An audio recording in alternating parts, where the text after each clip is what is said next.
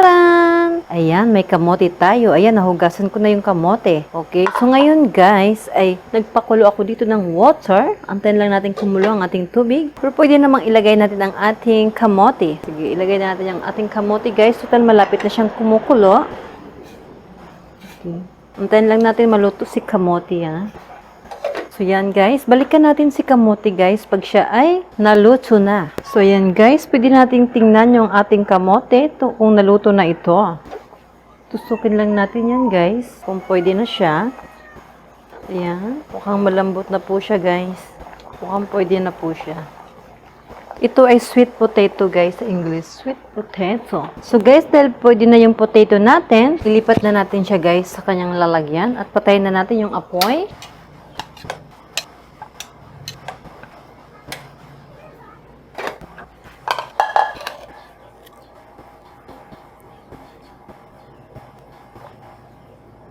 Tanggalin lang natin yung balat guys ha. Balatan natin yung ating sweet potato. So yan guys, nabalatan ko na yan siya guys. Pisa-pisain na lang natin yan.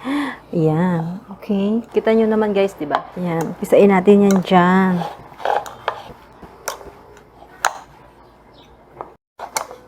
Ayan guys, ayusin lang natin yung ating sweet potato na matudurog talaga siya, diba?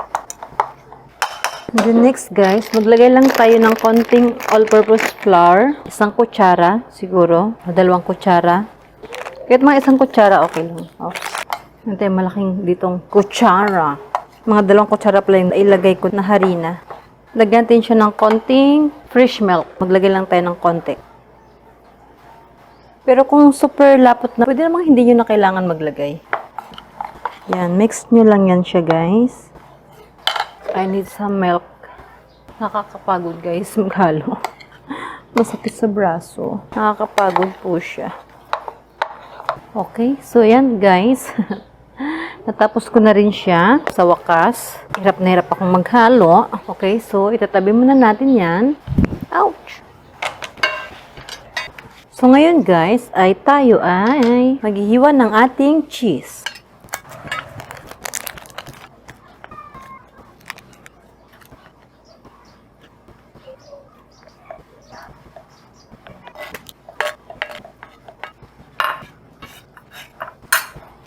So, ngayon ay meron ako dito egg. Ayan. Malaking egg yung aking hawak. 1 piraso. Ayan. Oops. Uy. Tanggalin lang natin guys nasama. Okay. So, i-scramble mo lang yung egg natin. Ayan. So, ngayon na-scramble na siya guys. Meron akong half cup dito ng aking harina, all-purpose flour. So, ilalagay natin yan dyan. Yung half cup natin, half cup. Okay, and then maglalagay tayo ng ating milk. 100 ml na fresh milk. So, haluin nyo lang yan guys. Haluin. So, ngayon guys, nahalo na natin ito. Ito yung ating kaninang nagawa, diba? Ayan, yung nagawa ko kanina. Guys, maglalagay pala tayo dito. Nakalimutan ko. Maglagay ako dito ng konting asin lang. Ayan na. Parang patak lang. Tapos, mix ko ulit. Okay, so itatabi muna natin yan. Yan. Bibilugin ko lang to guys ha. Pag nabilig ko na siya, yan. Ilalagay ko lang itong aking cheese dito sa gitna. Then, bilugin ko ulit siya guys. Diyan muna siya, diba? Sigurado guys, magugustuhan to ng mga kids ninyo, diba? Yan, paulit-ulit lang siya guys, paulit-ulit lang. So, ayan guys, natapos ko na bilugin ang ating sweet potato. So, ngayon ako ay maghuhugas muna ng aking kamay. So, ang next step natin ngayon, ay ito yung ginawa ko kanina, diba? Okay, yan. Coating na yan guys, coating. And then, breadcrumbs. May breadcrumbs tayo dito. Ayan. Iano lang natin sa breadcrumbs ha. Paikutan ng breadcrumbs. Yan. Then, itabi mo na siya saglit dyan. Uy. Then, yung iba naman. Yan. Ganyan lang siya guys. Paulit-ulit lang. Ulit-ulit lang tayo. And then, breadcrumbs. Okay, lagyan mo na siya ng breadcrumbs guys. Ayan. Oops, buhatin ko na nga lang. Diba? Ganun lang siya guys, kasimple. Okay, so ang next step natin ay isasalang na natin yan siya guys.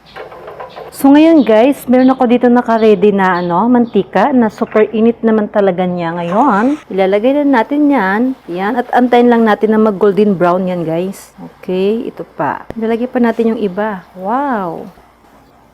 So yan guys, dahil mukhang nag-golden brown na itong isa, so pwede natin siyang ibaliktad. Wow, yummy! Medium heat natin yung apoy guys. So antayin lang natin na mag-golden brown yung ating sweet potato cheese balls. So ayan guys, dahil medyo nag-golden brown na yung iba, so pwede na natin kunin yung mga naluto na, o diba? Napaka-easy lang niya gawin guys. Sigurado guys, magugustuhan ninyo ang ating niluto ngayon. Hindi nyo pagsisihan ito. Matitikman nyo kung gaano kasarap ang sweet potato cheesy balls. Hintayin lang natin malito yung iba guys.